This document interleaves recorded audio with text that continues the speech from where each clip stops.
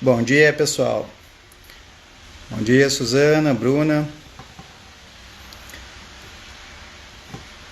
Aqui em Porto Alegre, um pouco mais frio, uns 16 graus por aí. Espero que estejam todos bem. Bom, vamos começar então com o 23º episódio dessa série Aprendendo a Viver Bem. Grande Rodolfo, Armando, Vivian, bem-vindos. E aí a gente vai falar então sobre viver bem, e um dos aspectos importantes de viver bem vai ser sobre envelhecer bem. As pessoas que me conhecem sabem que eu não sou muito adepto de grandes romantizações e idealizações das coisas, principalmente da vida. Mais ou menos lá por 2000, se não me engano, 2001, o filósofo Sponville definiu sabedoria como viver no máximo da lucidez, com o máximo da sabedoria, com o máximo da felicidade. Então nós teríamos na sabedoria essas duas coisas: a lucidez, entender as coisas como elas são, sem fantasias, e viver bem com isso, ser feliz com isso. Então o conceito de a ignorância doce não faz parte dos meus conceitos. Então a ideia, mudando de outra forma, da sabedoria, é entender a vida como ela é e aprender a lidar bem com ela. E sem contos de fadas, sem idealizações. E é importante essas duas partes. A parte de entender a vida como é, e entender, aprender a lidar bem com isso, sem mentiras, sem auto-enganos, sem fantasias. E isso vale para vários aspectos da vida: relações humanas, relações familiares, relações de casais. É importante nós aprendermos a fazer isso. Tem um conceito que fala que a ignorância é doce. Eu brinco com a ignorância doce até que se torne amarga, e via de regra a ignorância se torna amarga. A ignorância, ela é boa para de repente não ter que lidar com um problema agora, mas o problema de agora que a gente não aprende a lidar, muitas vezes vai ser o problema que vai corroer a vida ao longo do tempo. Então, por isso que eu sou sempre a favor de vamos entender a vida como ela é, não mentindo, não fantasiando, não inventando, não fechando os olhos, não omitindo. Tem pessoas que entendem a vida como é, tem pessoas que acabam entendendo os seus relacionamentos, o fato dos esforços necessários para a vida. Tem pessoas que vão tendo lucidez, mas desenvolvem depressão, muitas vezes até mesmo pensam em suicídio, porque elas não têm a segunda parte da sabedoria, que é viver bem com aquilo que você entendeu. Então, entender, ter lucidez, conhecer, entender o porquê eu sofro, entender o porquê eu sou feliz, entender como as relações ocorrem, entender e aprender a lidar bem com isso. Só viver feliz, sem entender as coisas como são, me parece adequado para crianças, mas não para adultos e nem tampouco pessoas idosas ou velhas. Então, ok, esse é o prefácio, essa é a ideia. E de cara eu vou indicar um documentário muito interessante chamado Envelhecência. É entrevista, na realidade é um acompanhamento de 6 pessoas que seriam consideradas idosas ou velhas. Daqui a pouco a gente vai diferenciar esses dois conceitos. E aí, como eles estão vivendo bem depois dos seus 60, 70 e 80 anos de idade. Então, primeiro seria Envelhecência. Vocês conseguem achar isso Teve uma época, se não me engano, que tinha no Netflix, talvez vocês achem lá ainda, não sei. Então a Envelhecência é uma das indicações do documentário, e o outro seria uma música que ficou conhecida por causa do Frank Sinatra e Elvis Presley, que é My Way. Se não me engano é uma música composta por algum francês, desculpa, não vou me lembrar. Pois bem, esse ser idoso e ser velho. Eu fui tentar buscar algumas tentativas de diferenciações e honestamente eu não consegui muita coisa. Então vamos tentar nós aqui. O que é ser idoso? Idoso se refere à idade. Então ser idoso é ter idade. O conceito de idoso, obviamente, ele é muito interessante, ele flutua bastante. Quando nós temos 10, 12 anos de idade, a gente pode achar que idoso é ter 35. Quando nós temos 35, a gente pode achar que idoso é ter 16, ter 60. Quando a gente tem 60, a gente pode pensar que ser idoso é ter 75 e assim por diante. Então, ser idoso, tem discussões, agora 60 não é mais idoso, não vale a pena a gente entrar muito, mas idoso se remete a ter bastante idade. Pronto, só isso. Ser velho. Ser velho agora já complicou um pouco. Ser velho a gente pode colocar a ideia de ser idoso, mas não estar funcionando bem, mas alguma parte não está funcionando bem. Então, se a gente fosse fazer uma comparação meio bobinha com um carro, tu pode ter um carro antigo, um carro idoso, mas ele está funcionando todo ele, então ele está idoso e não está velho. Então, uma comparação seria isso. Estar velho seria estar com idade e começando já a funcionar mal, ou funcionando bastante mal. E aqui eu vou diferenciar dois aspectos fundamentais. Um dos aspectos fundamentais é que a gente vai dizer que o corpo pode estar velho e a mente não. A mente pode estar velha, por assim dizer, e o corpo não. Se a gente fosse pensar, por exemplo, em diferentes doenças, tu podes ter o corpo doente e a mente está ótima. Quantas pessoas... Se vocês perguntassem provavelmente para minha avó de 95 com quantos anos ela se sente, ela com 95 vai dizer, eu me sinto como se eu tivesse 20. E certamente então ela teria uma mente idosa, uma mente, na realidade, jovem, e um corpo já com seus sinais de velhice. Então vamos diferenciar esses dois aspectos. Ser idoso é uma coisa, ser velho é outra. Ter um corpo velho ou idoso é diferente de ter um espírito velho ou idoso. O espírito velho seria talvez a pessoa que já começou a ficar amargurada com a vida, porque ela realmente não aprendeu a lidar bem com a idade. E não é fácil, porque lidar bem com qualquer coisa, nesses termos, demanda sabedoria. E, de novo, insistindo, então, que sabedoria são dois processos, não existe sabedoria no sentido absoluto, ninguém é sábio absolutamente.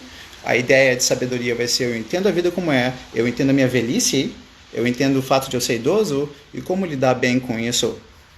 Então eu já vi várias pessoas de corpos velhos e mentes idosas e mentes jovens, e infelizmente também já vi muitas pessoas de corpo idoso e mente velha, espírito velho. Bom dia, pessoal que vai entrando. Então, agora vamos diferenciar a experiência de sabedoria, porque é fundamental para o nosso conceito. O que é experiência? Experiência é passar por alguma coisa. Uma pessoa de 60, 70 anos de idade tem um monte de experiências, acumulou inúmeras coisas, viagens, filhos e netos, ela tem muita experiência.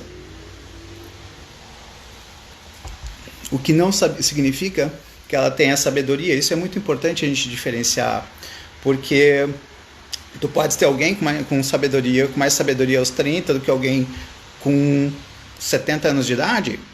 Tudo vai depender, em grande parte, com relação ao quanto a pessoa parou para questionar a própria vida, entender, e aí de novo lucidez é poder lidar bem com as coisas. Então, experiência é diferente de sabedoria.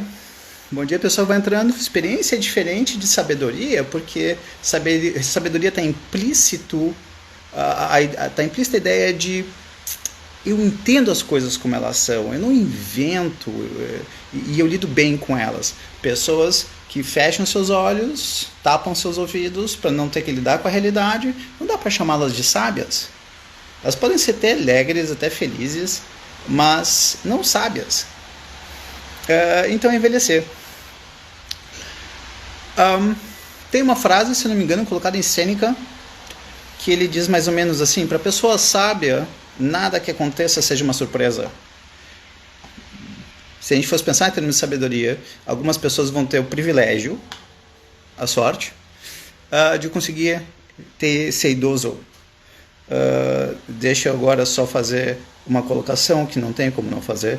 Agora acabou de entrar a Maria Santoshi, desculpa, Maria, não sei como é que fala. A Maria, se não me engano, tem 88, 89, qualquer coisa, ela dá uma aula para nós sobre ser jovem até os seus 89, 90 e vai até onde for. Então, grande Maria, bem-vinda, Maria, prazer. Então, pessoal, tá aí a Maria, 89, assistindo uma live no domingo. Bom, então nós temos a ideia de sabedoria como sendo entender bem a vida como é e lidar bem com ela. Ótimo, isso é sabedoria. Tem pessoas que vão envelhecendo e elas não se prepararam para isso, e aí elas começam a se amargurar, ficarem depressivas. Como é que a gente vai fazer então? Como é que vai ser a ideia de lidar com essa parte do envelhecer bem, ou ficar com idade e bem? Envelhecer tende a trazer para muitas pessoas uma série de dores, das mais diferentes. Então nós temos apenas um conjunto de dores que podem acontecer, não tem como eu abordar todas as dores. O que eu vou só querer falar é o seguinte: não existe a forma certa de como viver, obviamente, mas a gente precisa entender que é normal acontecer algumas coisas com a idade, e quanto mais nós nos prepararmos para elas, melhor nós estamos para conseguir viver bem. Tem um provérbio em inglês mais ou menos relativamente bom que diz que a aparência de saúde de quando se é jovem vem do DNA, e a aparência de saúde e bem-estar de quando se é idoso vem do quanto a gente aprendeu a viver bem a vida. Então, para envelhecer bem, nós precisamos de eventualmente duas coisas. Primeira parte, eu não vou entrar muito aqui, mas a primeira parte do envelhecer bem é viver bem até a velhice, até ser idoso. Por quê? Porque boa parte de ficar com bastante idade é entender que se tem muito mais vida para trás do que se vai ter para o futuro. E boa parte da vida no presente vai ser nós saborearmos a vida que a gente teve até então. Então, é como se pudesse olhar para a vida e dizer: eu tive uma boa vida, eu fiz as coisas que eu queria fazer, eu viajei dentro do possível para onde eu queria, eu tive as relações que eu gostaria de ter. Então, boa parte do envelhecer bem significa viver bem até a velhice. Claro, infelizmente, algumas pessoas não vão conseguir fazer isso, e aí fazer o que? Aí uma outra parte. E aí a gente vai perguntar como lidar bem com a velhice, que é a parte 2. Então a parte 1 é viver bem até a velhice, até a idade. E aí a parte 2 vai ser lidar bem com isso. E para isso também vou usar Cícero. Cícero, filósofo de cerca de 2000 anos atrás, ele disse: sabedoria é conseguir saborear o que é próprio de cada época. As belezas de cada época. De novo, muitas vezes a gente vai ter pessoas com corpos velhos, com corpos que já têm idade e estão começando a funcionar mal, e as pessoas percebem isso porque a mente delas é lúcida, porque elas são lúcidas, elas têm um determinado nível de sabedoria, elas conseguem perceber o que está acontecendo com elas. E então tu pode ter um corpo velho e tu reconheces: o meu corpo é velho, o meu corpo não me permite mais caminhar como eu caminhava, me movimentar como eu me movimentava, respirar como eu respirava. O meu corpo não me permite mais, mas a mente está lúcida, a mente está boa, a mente está idosa, eventualmente não velha, idosa, mas não velha. Então nós temos pessoas que elas vão dizer: aqui estou eu, com esse corpo limitado, com esse corpo velho, mas com a mente bastante boa, e toma um bom vinho e dá boas risadas, se o corpo permitir tomar um bom vinho. O importante é que a mente pode estar bem, a mente pode estar com a sensação de eu tenho como se eu tivesse 20, 25 anos, só que o corpo está cheio de limitações, doenças, dores, às vezes não poder sair de uma cadeira de rodas, e enfim, a questão básica acaba sendo de que se a gente se preparar para isso, se a gente se preparar para o envelhecer, para o ter idade, fica mais fácil. Infelizmente, muitas vezes, ao nós vermos uma pessoa velha, o corpo está velho e, às vezes, infelizmente, o espírito também. Então, a pessoa muitas vezes não é mais quem ela era. Nós temos a lembrança de quem ela era, mas a idade não permite mais que ela seja como ela era. Então, a grande coisa é como viver bem, nesse caso em particular, como envelhecer bem. E uma das formas de envelhecer bem é pensar nas eventuais possíveis dores que a gente pode ter ao envelhecer e se preparar para isso. Então eu acompanhei algumas pessoas idosas e com seus corpos velhos e às vezes com mentes e corpos velhos, e eu fiz uma lista praticamente de dores que algumas pessoas com idade, com mais de 70, mais de 60, mais de 80 anos de idade, dores que elas tiveram e como lidar com elas. Então aí vai uma das dores comuns que acabam acontecendo com pessoas que vão sendo idosas, e agora eu vou usar a expressão idoso ou velho apenas para auxiliar. Então a primeira parte, eventualmente, uma delas, das dores comuns, que não acontece com todas as pessoas de idade ou velhas, enfim, não vou ficar diferenciando o tempo inteiro, é a solidão. Muitas vezes as pessoas vão ficando com mais idade e amigos morrem, familiares morrem, a pessoa não tem mais pai, ela não tem mais mãe, elas estão ficando solitárias, elas estão ficando sozinhas nesse mundo. E uma das grandes coisas na vida é nós aprendermos a vivermos bem na nossa própria companhia. E bom dia quem vai entrando, né? E viver na própria companhia é mais fácil falar do que fazer.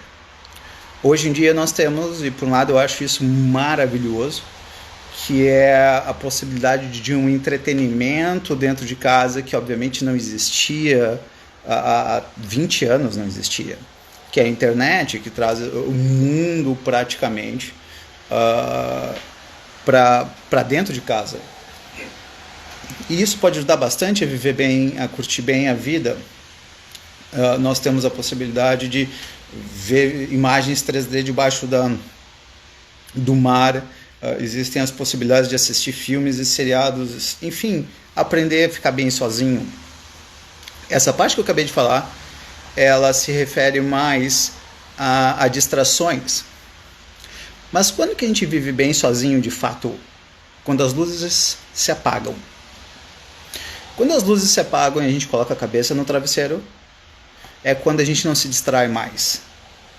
Quando a gente vai dormir, é onde começa muitas vezes as insônias. Por quê?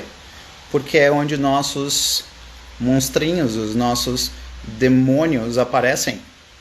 Porque a gente não consegue mais se distrair com um som, a gente não consegue mais se distrair talvez com um trabalho ou com um afazer doméstico, e é ali muitas vezes que as pessoas acordam para elas mesmas, e muitas vezes elas querem fugir delas mesmas. Às vezes uma das formas mais verdadeiras de nós lidarmos com as dificuldades da vida na realidade esse analgesiando, se distraindo, mas é a hora que a gente coloca a cabeça no travesseiro, a coisa complica. O que nós precisamos fazer? Bom, de novo, eu não vou ficar falando especificamente de como se distrair das dores da vida, eu não gosto dessa ideia, eu acho importante entendê-las.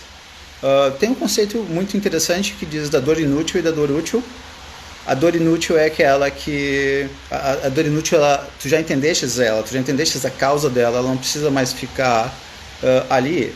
É como se fosse uma campainha que foi apertada, a pessoa está indo atender a porta, mas ela continua apertada. Isso é uma dor inútil. Essa dor, a gente não precisa ficar pensando nela. Eu vou morrer, ok, eu sei que eu vou morrer, tá, ok. apaga isso, vamos pensar em como viver bem até lá, que vai ser uma outra dor que daqui a pouco a gente entra.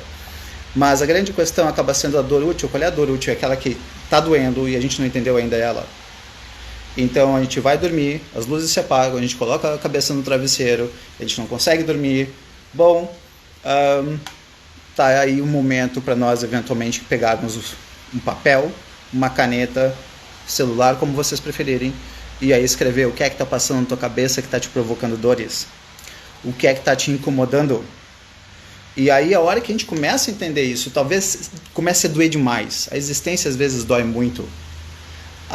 E se começar a doer muito, escreve no papel, e se tu perceberes que não é possível lidar bem com aquilo naquele momento, tenta algum tipo de analgésico, distração, coloca de repente uma música, foca na música e aí daqui a pouco tu está dormindo e nem percebe.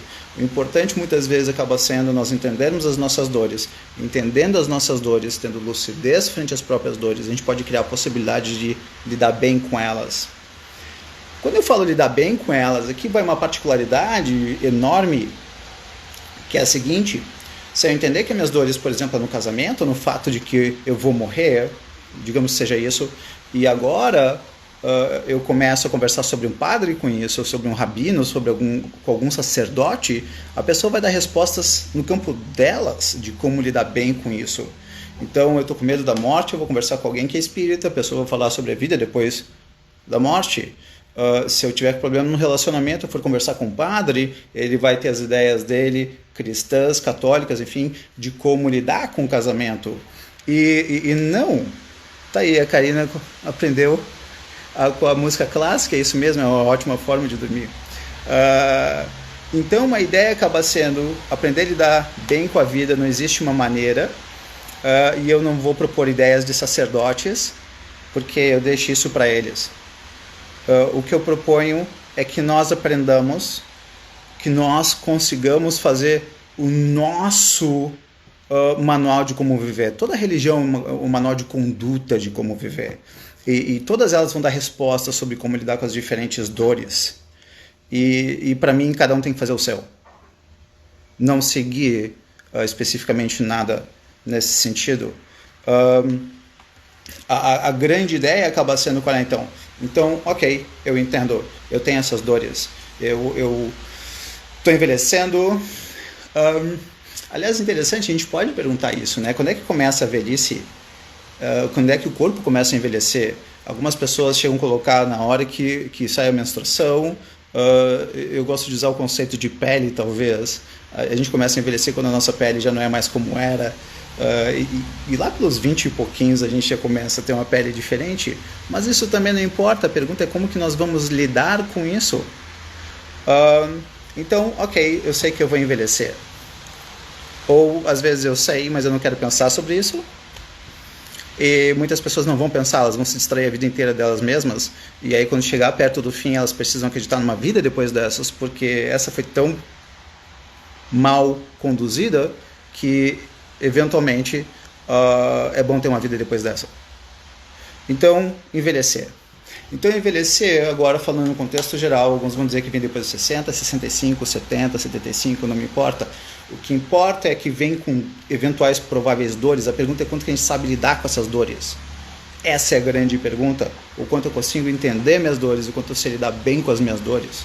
Então, um dos aspectos, como estava sendo colocado nos primeiros momentos, com relação a envelhecer, é a solidão. Sêneca colocava em determinado momento que a ideia é, e era uma das frases, cuidado, não fique sozinho porque você estará em má companhia. Claro que ele não queria dizer isso, o que ele queria dizer é que a maioria das pessoas são más companhias para elas mesmas, o que é muito verdade. Então não é à toa que muitas vezes as pessoas evitam ficar sozinhas. Não é à toa que muitas vezes quando elas estão sozinhas, elas estão tentando se distrair, arrumando a casa, ou limpando a louça, ou trabalhando, ou fazendo qualquer coisa, menos pensando sobre o que incomoda, que é onde vem o dormir de novo, botar a cabeça no travesseiro. Mas ok, nós teremos então a solidão. E um dos aspectos da solidão, de novo, a gente já falou um pouco sobre isso em outra live, que seria aprender a viver só. Então esse conceito de solidão está bem colocado lá. Então Vocês podem assistir essa live se vocês quiserem, e se vocês quiserem complementá-la, vocês podem talvez ir nesse aspecto de solidão, aprender a viver bem só. Mas só para falar um pouquinho por cima, aprender a viver bem sozinho significaria ter prazeres na própria companhia, um bom vinho, uma boa comida, bons filmes, pensar sobre as coisas boas da vida, e quando vier as coisas ruins da vida na nossa mente, seja quando a gente vai dormir, seja ao longo do dia, que nós saibamos ser, dentro do possível, médicos do nosso próprio espírito. Então é como se nós precisássemos nos tornar tão bons amigos para nós, como seria o nosso melhor ou melhor amiga. Então nós temos aí solidão. Solidão por perdas para a morte, solidão por perdas simplesmente de afastamento, solidão. Solidão não tem coisa alguma a ver com sofrimento. A solidão só vai mostrar, no que se refere ao sofrimento ou viver bem, o quanto que você vive bem na sua própria companhia, o quanto que você conseguiu resolver os seus demônios ao longo da vida, os seus monstrinhos, e quem não tem. Bom, além da solidão tem uma óbvia qualidade, que são os exercícios, que são as limitações físicas, que em grande parte tu resolves aí com a musculação aeróbica dentro das possibilidades. Dentro das possibilidades. É muito importante o dentro das possibilidades.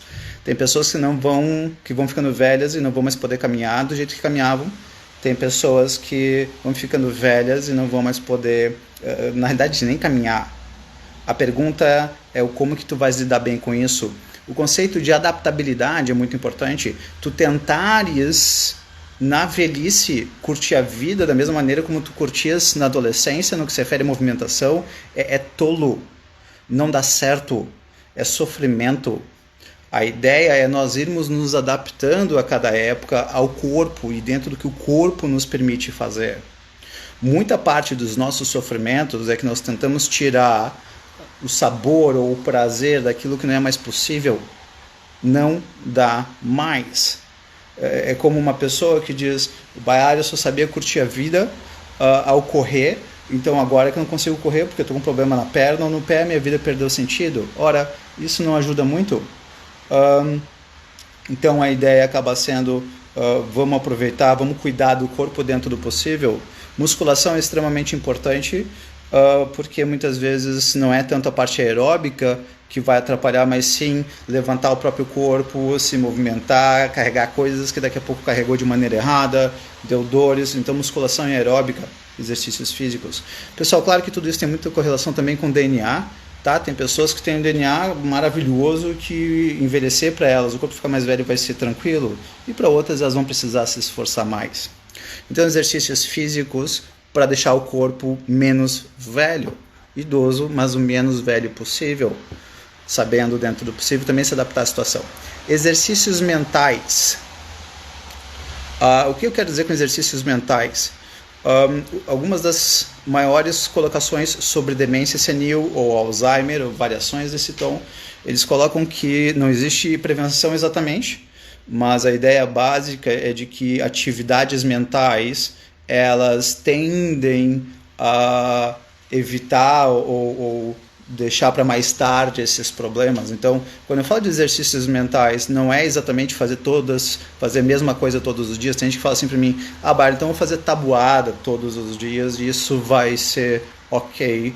Pense na nossa mente como um músculo, ou na realidade, inúmeros músculos, tal qual como eventualmente a nossa vida. A gente tem a área de convívio social, nós temos a área de conviver consigo, de trabalho, cheio de áreas. Nós temos, eu nem vou me atrever a dizer quantos músculos nós temos no corpo, e na mente é a mesma coisa. Não basta fazer a mesma atividade mental todos os dias, é preciso diversificá-las, quase como se estivesse com um personal trainer do estilo: hoje a gente vai trabalhar músculo tal, amanhã a gente vai trabalhar outro músculo, assim por diante. Então exercícios mentais que seriam novidades diferentes. Aqui um aspecto importante, o conceito de crescimento ou plasticidade neural, como se fala hoje em dia, de crescimentos de células neurais hoje em dia. E aí a Cláudia me chama a atenção ali, a alimentação também é importante, sem a menor dúvida, Cláudia, obrigado. E sem a menor dúvida vão ter ainda outras medicações com o tempo que vão auxiliar também na idade. Pessoal, muitas coisas importantes, vitaminas, variações, e aí cada um vai poder consultar os seus respectivos médicos para isso. Exercícios mentais criam novas células neurais, exercícios mentais criam novas redes neurais. Então, exercícios mentais diferenciados ou flutuando entre um e o outro, seja matemática ou lógica, seja criatividade, não ficar fazendo sempre crochê todos os dias, ou sempre fazendo palavras cruzadas todos os dias. Tudo bem, isso é bom, mas tentem flexibilizar isso, movimentando por diferentes aspectos. Pessoas que ficam o tempo inteiro, e isso que eu vou falar é empírico, eu nunca vi uma pesquisa sobre isso, mas é bastante fácil de observar. Pessoas que passam o domingo assistindo aquelas coisas que parecem um domingo, que são absolutamente desprovidas, no geral, de reflexões. Isso não ativa o cérebro, na realidade deixa a gente quase, no mínimo, sabe, abobado. Né? Então, a ideia acaba sendo nós exercitarmos o nosso cérebro em todas as idades. Foi feita uma pesquisa, desculpa, não vou saber comentar em qual pesquisa, falar a verdade, diz a lenda, porque, enfim, que quando a pessoa entrava de férias, eu não estou falando de pessoas idosas nem velhas, estou falando de pessoas de 30 anos, quando as pessoas entram em em férias e foi dito, você não pode estudar coisa alguma, você não pode refletir coisa alguma por uma semana, existia um decréscimo de inteligência de até 10%. Então imagina, a pessoa entra em férias, começa a parar de pensar, começa a parar de refletir, e aí em uma semana, se ela voltasse a trabalhar naquele dia, ela teria tido um decréscimo de 10% da capacidade de atividade mental, de raciocínio. Agora imagina isso por anos, a pessoa fazendo crochê, palavras cruzadas e acabou. O cérebro vai definhando. Desculpa, o Armando colocou, temos 650 músculos, muito obrigado. Armando não conhecia esse aspecto do corpo. Sou educador físico, trabalho com personal, 80% dos meus alunos são de pessoas preocupadas com a velhice. Perfeito, perfeito. Boa, Armando. Então, procurem o Armando, pessoal, se vocês quiserem envelhecer bem. Tá ok? Então, exercícios mentais, físicos, vitaminas, variações. E aqui vem um aspecto que é muito importante. Essa vai doer um pouco, mas enfim, faz parte da vida. Pessoal, tem coisas na vida de vida que eu acho que voltamos. A Karina já começa ali, boa. Desculpa pelos problemas técnicos, pessoal, é isso aí. Pessoal, eu não estou na minha casa. Eu honestamente não conheço bem a internet daqui, certo? Mas vamos lá, agora está em 4G. Então, eu aguardo que vamos fazer votos para que a coisa fique bem, tá? Então, enfim, nós estávamos falando sobre como lidar com algumas desses aspectos finais da vida, que é não olhando para o futuro, eventualmente nem olhando tanto para o passado. Perdão, nem tanto para o presente também, mas muito para o passado, tá? Peço desculpas aí, pessoal, que vai voltando, mas a internet nos aplica essas, né? Tá bom. Então, tá aí. Em grande parte, esse é um dos aspectos de viver bem, que vai ser literalmente nós conseguirmos saborear no final da nossa vida, não aquele momento final, não o presente exatamente, mas a vida que se teve até lá. Tá? Então essa é uma forma de lidar bem com a vida. Tem pessoas que se preocupam demais com o futuro e elas têm 40 anos, e aí daqui a pouco elas se preocupam demais com os seus 70, só que eventualmente, talvez, infelizmente, os 70 não chegue. E aí o que aconteceu? Ela acabou desperdiçando a vida dela. Então, eu gosto muito de uma ideia, pode parecer talvez um pouco mórbida, e não é, ao meu ver, é uma ideia bastante importante, para mim me ajudou muito ao longo da vida, que é usar em grande parte a ideia de que se sabe que se vai morrer como musa inspiradora para a vida. O que eu quero dizer com musa inspiradora para a vida? É exatamente esse conceito de que, porque eu sei que eu vou morrer, eu vou tentar viver bem até lá. Uh, Boa, pessoal, bem-vindo de volta de novo. Peço desculpas pela internet que estava no Wi-Fi e agora eu tirei do Wi-Fi e está nos dados móveis normais do celular. Então, em grande parte, a ideia seria talvez dizer mais ou menos assim, isso que eu vou dizer para vocês é uma situação real que eu uso na minha vida, tá? Então, claro, fiquem à vontade para vocês usarem como vocês preferirem.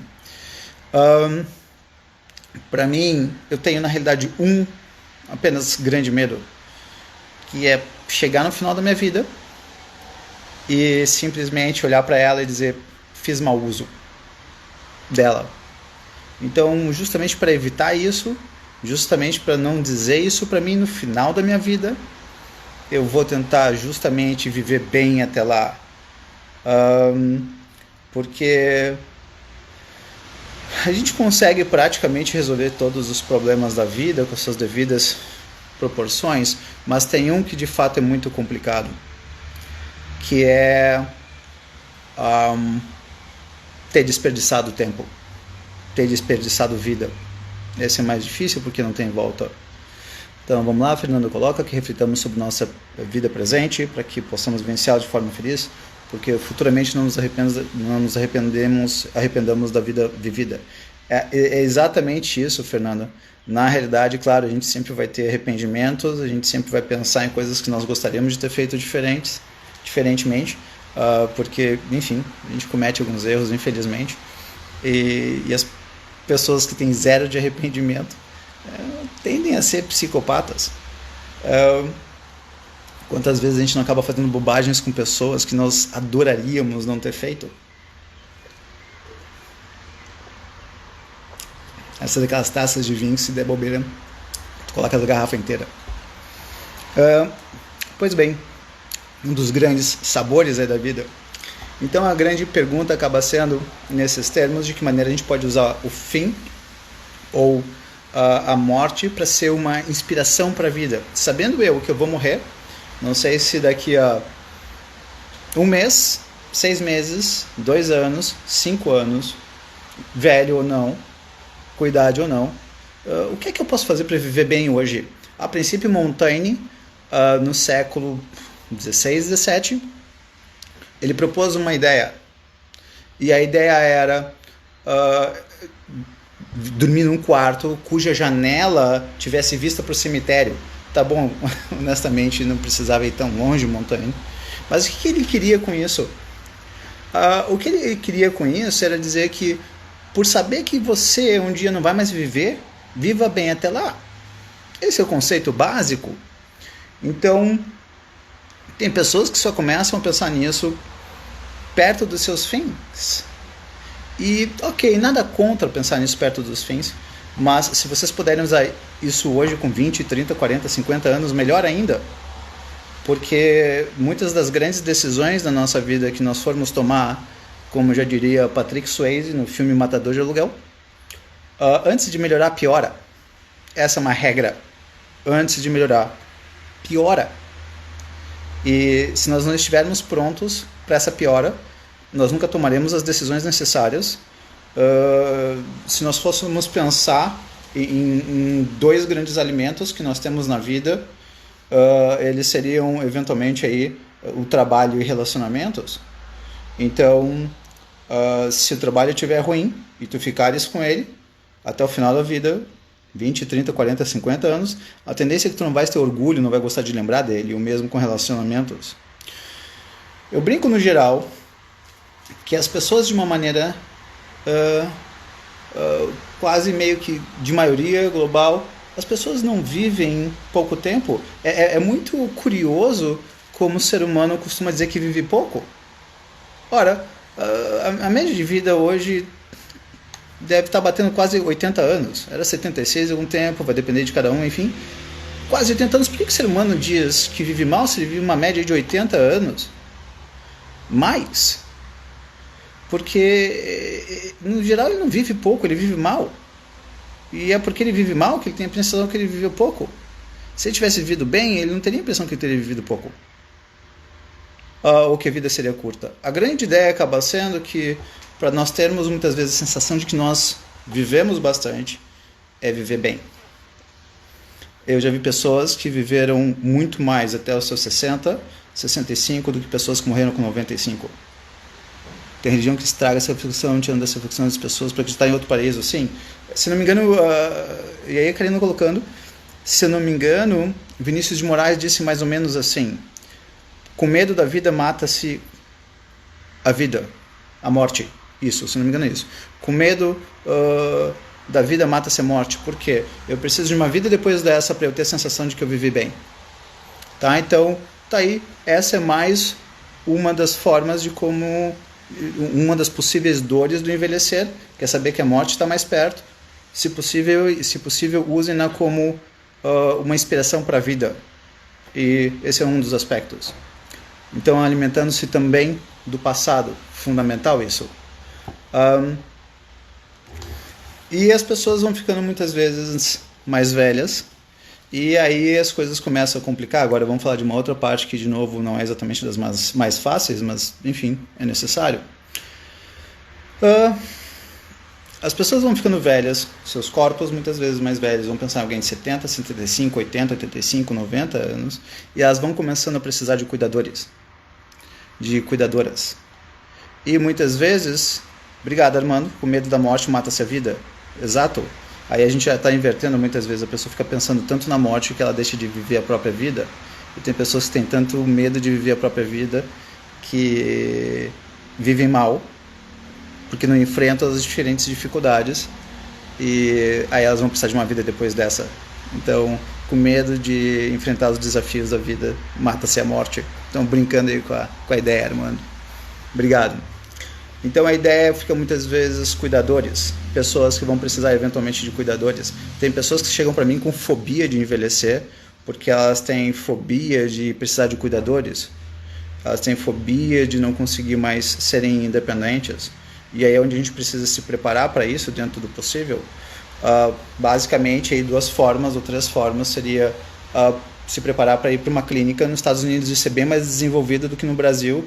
Nos Estados Unidos, se tu fosse para uma clínica, um lugar onde ficam os velhos, tu vai ter uma clínica que é cheia de atividades sociais, é super divertida, enfim. Eu espero que no Brasil isso comece a crescer também. Eu acho que é uma questão de tempo. Então, enfim, pensar assim numa clínica, ou pensar na parte financeira mesmo, para ter um cuidador, ou na realidade não um cuidador. Só para ter uma ideia, quem precisa de um cuidador já está com as suas limitações aí, 24 horas por dia, 7 dias por semana, chega a precisar de 4 cuidadores, 5 cuidadores. Então agora a gente está falando de um gasto aí que fica uma média de 9 a 12 mil reais por mês se esse cuidador ficar em casa, por isso que a clínica acaba sendo uma boa opção. Saber pedir ajuda. Muitas pessoas não sabem pedir ajuda, certo? Então as pessoas estão com dores e elas não sabem pedir ajuda. E sem a menor dúvida esse é um problema, tá? Esse é um dos aspectos do envelhecer que precisa ser muitas vezes colocado, saber pedir ajuda. Saber aceitar ajuda. Tem pessoas que não sabem aceitar ajuda, então elas ficam tentando resolver as coisas sozinhas. Eu já vi pessoas mais velhas que tentam resolver coisas sozinhas, então tem que trocar uma lâmpada, ela vai tentar resolver isso sozinha, e aí daqui a pouco ela cai e quebra o fêmur ou alguma coisa que o valha. Então, por não saber pedir ajuda, criou um problema pior do que aquele que seria de apenas pedir ajuda. Então, aprender a pedir ajuda, isso é muito, muito importante. Saber em quem pode confiar, esse é um aspecto também meio complicado. Qual filho ou quais filhos, esposo, esposa, amigos, familiares. É importante. Tem outras variações sobre como lidar com esse fim, que muitas vezes pode ser meio complicado, mas não é exatamente aqui o nosso local. Se adaptar o lar, isso é muito importante, fazer adaptações no lar. Algumas pessoas compram casas, algumas pessoas alugam casas que elas não pensam nas suas velhices. E a minha avó, por exemplo, quando bateu mais ou menos 85 por aí, subir dessa escada ficou muito difícil e ela conseguiu na casa dela botar um elevador. Então isso também traz muita qualidade de vida Então imagina uma pessoa que diz assim, agora eu só posso viver na parte de baixo da minha casa, na parte de cima da minha casa, não é exatamente adequado. Muitas vezes uma casa com 3 andares, 4 andares não é exatamente adequada para um idoso, para uma pessoa velha. Saber então aproveitar o que é próprio, fazer as adaptações, tudo isso é importantíssimo para que nós possamos envelhecer bem, adaptar a casa, botar elevador, mudar de casa, fazer um quarto embaixo, então fazer essas adaptações e aceitar essas limitações, aceitar que nós não somos mais capazes de fazer o que nós éramos capazes de fazer. Ainda agora dando um outro pulo para uma outra parte, um aspecto bastante importante, que é a diminuição de autoestima. Esse é um dos aspectos complicados do envelhecer. Diminuir a autoestima.